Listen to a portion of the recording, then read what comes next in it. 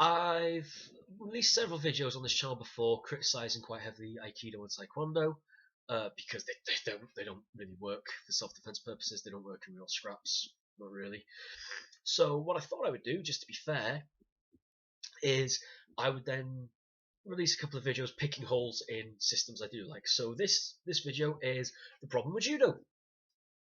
So the problem with Judo for self-defense is Judo is very much nowadays taught purely as a sport.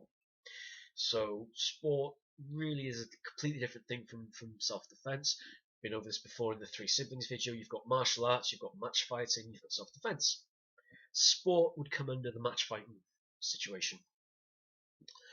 A big problem with Judo is that it's completely at a loss in any range other than grappling. In grappling, it's one of the very best you can get. It's completely at a loss in kicking range and punching range. So I know people out there now will be going, well, my Judo is so good that you won't be able to keep striking range. My Judo is so good that I can just, both instantly I'm in and I'm grabbing hold of you. What I would suggest to you people is go back and watch the early MMA fights of a guy called Mirko Cro Cop. If you know, really, if you've got really good stand-up and you know enough grappling to stop takedowns, or you know enough grappling to not get thrown, your throws aren't going to work. So that's why, although Judo is one of the main styles we have in RBUD, we also supplement it in the ranges that it doesn't work. So in grappling with a jacket, vertically, Judo is king. Absolutely no two ways about that. There's no better stand-up with a jacket for wrestling than Judo. Sorry everyone out there who loves Sambo. You put Judo guys in a boxing range, in a punching range, it doesn't work. So we need to study boxing to learn how to throw hands. If you put Judo into a kickboxing range, it doesn't work. So we need Thai boxing. You know, when you get to the actual ground, the Judo techniques work, but Brazilian JiuJitsu has made them more streamlined and has based them more on technique as opposed to brute force, and they're a little bit more fluid in Brazilian Jiu-Jitsu. If you get into a Judo situation with somebody who's not wearing a jacket, you're at a total loss. There's maybe a couple of throws where you could do them without, but because Judo doesn't really do no-gi, although I'm a big believer that Judo should have a no-gi syllabus, every Judo club should be pushing at least once a week to have a no-gi session, because it will come in incredibly handy. Once you have practiced Judo techniques without the handles of a jacket, then your jacket Judo will become that much better, believe it or not. So the problem with Judo is it's a complete loss in any range other than grappling. So if you're in a self-defense situation and I'm naturally given punching range off the fence,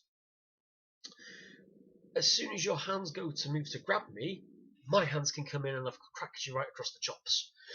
So the problem with Judo is there's no strikes. There used to be strikes in the old syllabus, aren't anymore. The other problem with Judo I have is the sacrifice throws. On the RBUD syllabus, I tend to refer to them more as suicide techniques. The problem being is that if you try these throws, such as Tomonagi I think is the most famous sacrifice throw, which is commonly referred to as a monkey flip. In order for a sacrifice throw to work, you have to throw yourself on the ground. As I've been over in several videos before, the ground is absolutely 100% where we don't want to be. So I don't want to be throwing myself on the ground just to throw you if there's even an outside chance that before you hit the deck, your friends are jumping on me. Yeah, so we avoid them for that reason. The other reason, of course, is with sacrifice throws, suicide techniques, what terrain are we on? Yeah, we're not training for a martial art or a self-defense situation. Judo is now primarily taught as a sport, not a martial art. So if you're training that sport application, to be very respectful, we're going to have nice, smooth, level, flat surface, we're going to be barefoot, we're going to be in clothing that allows us to do these techniques.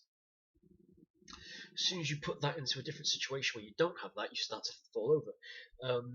Next time it's heavy rain, go for a walk in a muddy field, see if you can whip your feet around as quickly as you need to come in for the throws. You don't get bogged down on the terrain, so the terrain will come and be a factor of it. So just a quick thing with Judo. I love Judo. I think it's a brilliant sport. I think it's a brilliant martial art which is done properly.